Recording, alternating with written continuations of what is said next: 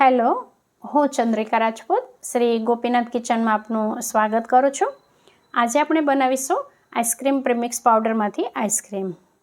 આપણે જ્યારે પણ આઈસ્ક્રીમ આવી રીતે પ્રીમિક્સ પાવડરથી બનાવીએ ને ત્યારે આઈસ્ક્રીમ બનાવવાનો એકદમ સરળ થઈ જાય છે અને માર્કેટ કરતાં ઘણો બધો સસ્તો પડે છે અને ચોખ્ખાઈનું તો આપણે ધ્યાન રાખીએ જ.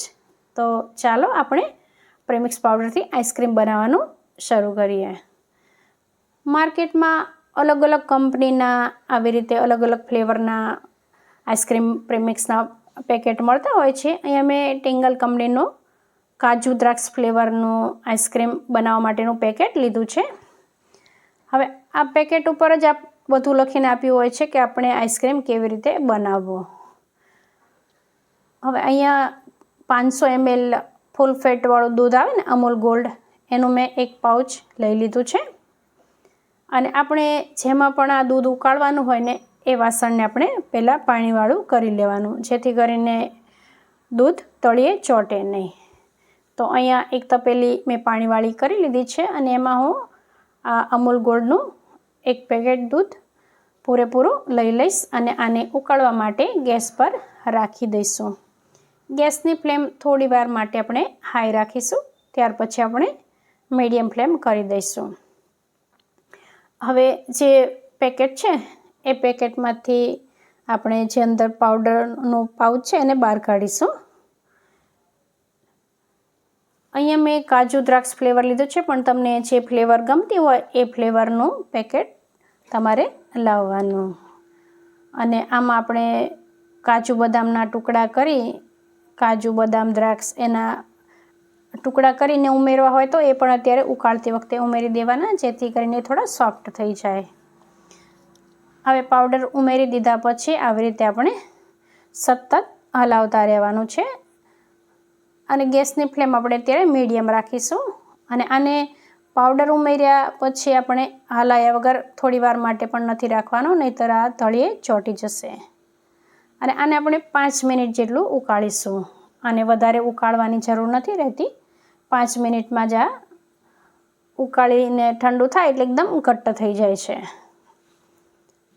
હવે 5 મિનિટ બાદ આને આપણે ગેસને બંધ કરી દઈશું અને ઠંડુ થવા માટે રાખી દઈશું.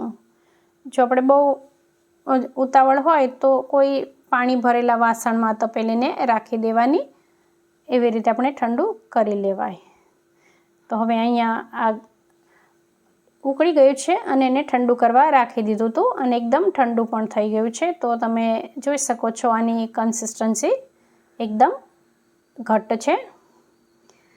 હવે આને આપણે બીજા કોઈ ડબ્બામાં કે એલ્યુમિનિયમના કોઈ વાસણમાં રાખવાની જરૂર નથી. આને ઢાંકીને આપણે ફ્રીઝરમાં મૂકી દઈશું. ઓછામાં ઓછું 4 કલાક આપણે રાખીશું આને. અને 4 કલાક પછી આને આપણે બહાર કાઢીશું ત્યારે આવી રીતે આઈસ્ક્રીમ જામી ગયો હશે, પણ હજી આમાં આપણે બીજી પ્રોસેસ કરવાની બાકી છે. તો બ્લેન્ડરથી આપણે આવી રીતે આને કરી લઈશું. અત્યારે બ્લેન્ડર ચાલુ નથી કરવાનું, એમનામાં જ આપણે આવી રીતે મિક્સ કરવાનું છે થોડું. અને ત્યારબાદ જે આ અમૂલની જે ફ્રેશ ક્રીમ આવે ને એ લીધી છે, એ એક પેકેટ મેં લીધું છે. એમાંથી અડધું પેકેટ આપણે આમાં ઉમેરવાનું છે. તો આ જે ફ્રેશ ક્રીમ છે એ ઉમેરીશું ને એટલે આઈસ્ક્રીમનો સ્વાદ એટલો વધી જશે કે તમે આ ક્રીમ ઉમેર્યા વગર આઈસ્ક્રીમ બનાવશો અને ક્રીમ ઉમેરીને બનાવશો ને તો જ તમને ખ્યાલ આવશે. અને જો તમારી પાસે આવું ક્રીમ ના હોય તો ઘરની બે દિવસની જે મલાઈ હોય ને, તાજી મલાઈ, એ ઉમેરી તો પણ ચાલે. અને વ્હીપ ક્રીમનો પણ ઉપયોગ કરી શકાય, પણ વ્હીપ ક્રીમ આપણા દરેકના ઘરમાં ના હોય, એટલે આપણે કાં ફ્રેશ ક્રીમ અથવા તો ઘરની મલાઈનો ઉપયોગ કરવાનો. હવે આમાં હું અડધું પેકેટ ઉમેરી દઈશ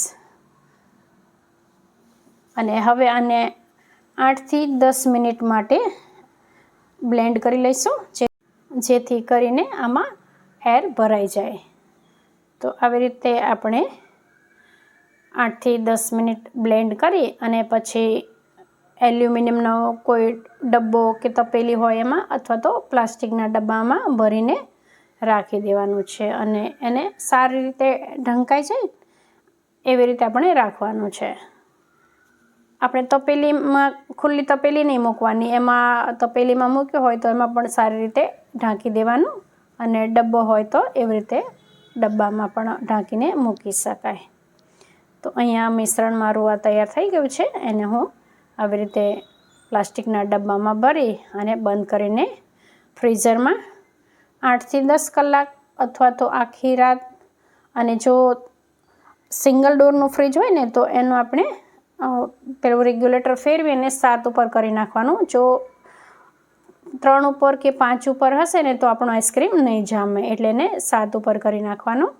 અને આઈસ્ક્રીમ સરસ મજાનો સેટ થઈ જાય પછી આપણે આઈસ્ક્રીમને બહાર કાઢીશું અને સર્વ કરીશું. તો તમે જોઈ શકો છો અહીંયા આઈસ્ક્રીમ સરસ મજાનો આ સેટ થઈ ગયો છે. હવે આને આપણે બાઉલમાં સર્વ કરીશું. તો આમાં આપણે જે ફ્રેશ ક્રીમનો ઉપયોગ કર્યો અને આઈસ્ક્રીમ બનાવ્યો, એટલે આઈસ્ક્રીમ માર્કેટ કરતાં પણ આ સ્વાદમાં ખરેખર ખૂબ સરસ બન્યો છે.